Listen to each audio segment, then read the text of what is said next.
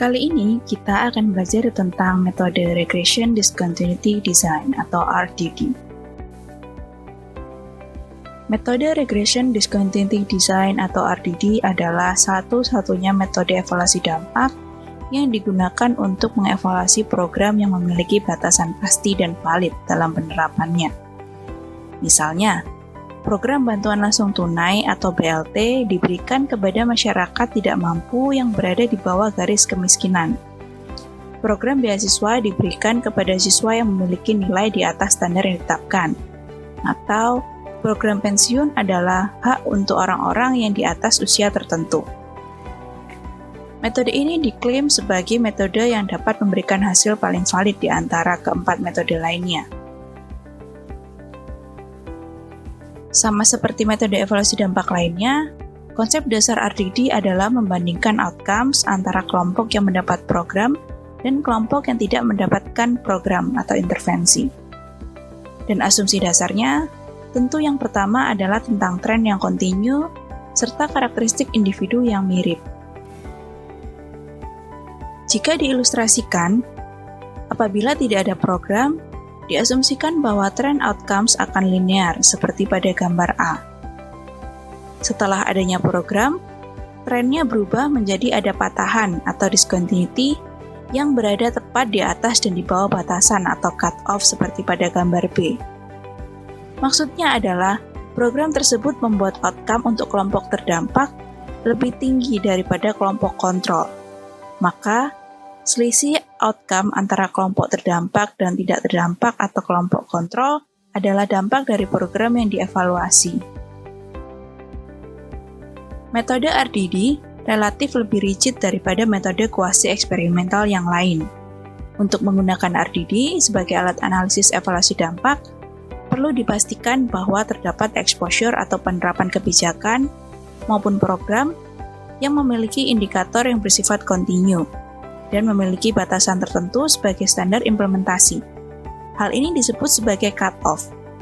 Misalnya, untuk program pemberian beras kepada keluarga miskin, ditentukan bahwa setiap rumah tangga akan diberi skor 1-10 berdasarkan beberapa aspek yang dijadikan pertimbangan. Kemudian, ditentukan bahwa batasan atau cut-off dari skor tersebut adalah 5. Sehingga, rumah tangga yang skornya kurang dari 1 sama dengan 5 berhak menerima beras, sedangkan yang skornya lebih dari 5 tidak berhak mendapat beras. Hal penting kedua adalah bahwa sampel-sampel yang dipertimbangkan atau diperbandingkan dalam metode RDD yang baik adalah yang kondisi indikatornya tidak terlalu jauh.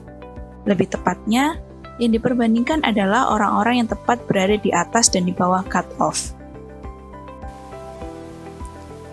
Untuk memahami cut-off dengan jelas, dapat memperhatikan beberapa contoh berikut. Beberapa contoh cut-off atau standar implementasi program yaitu yang pertama adalah garis kemiskinan yang biasa digunakan sebagai cut-off untuk program anti kemiskinan. Kemudian, batasan umur yang digunakan sebagai cut-off program pensiun. Atau nilai akademik tertentu sebagai cut-off untuk program beasiswa, hingga ukuran luas lahan pertanian tertentu untuk program bantuan di sektor pertanian. Metode RDD sendiri sebenarnya terbagi menjadi 2 macam, yaitu Sharp RDD dan Fuzzy RDD. Sharp RDD adalah metode RDD yang digunakan untuk analisis program atau kebijakan yang pengimplementasiannya pasti. Misalnya, individu yang berada di atas cut-off bisa dipastikan bahwa seluruhnya akan terekspos oleh program. Sedangkan yang berada di bawah cut-off pasti tidak mendapat program. Sedangkan Fuzzy RDD digunakan untuk mengevaluasi kebijakan atau program yang pengimplementasiannya berdasarkan kemungkinan atau probabilistik. Sehingga keduanya adalah metode yang berbeda.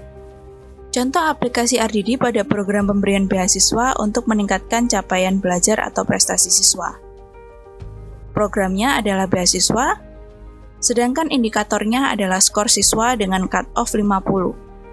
Dengan demikian, siswa dengan skor di bawah 50 merupakan siswa yang berhak mendapat beasiswa, sedangkan yang skornya di atas 50 tidak berhak mendapat beasiswa.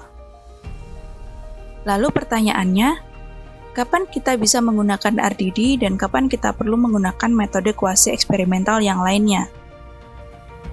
Keempat metode kuasi eksperimental tentu sama-sama merupakan metode yang dapat digunakan untuk analisis evaluasi dampak.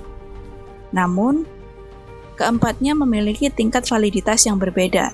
Selain itu, keempatnya juga memiliki karakteristik-karakteristik tertentu yang harus dipenuhi sehingga hanya kebijakan atau program yang sesuai yang dapat dianalisis menggunakan metode tersebut. Matriks ini menyederhanakan gambaran untuk memilih metode evaluasi dampak yang sesuai untuk menganalisis sebuah program atau kebijakan, di mana RDD menjadi metode yang sesuai jika digunakan untuk menganalisis kebijakan atau program yang sifatnya spesifik maupun bebas, tetapi dengan catatan bahwa kebijakan atau program tersebut memiliki syarat implementasi dan cut-off yang jelas. Sedangkan metode lainnya lebih cocok jika digunakan untuk melakukan analisis program atau kebijakan yang tidak memiliki syarat cut-off yang jelas.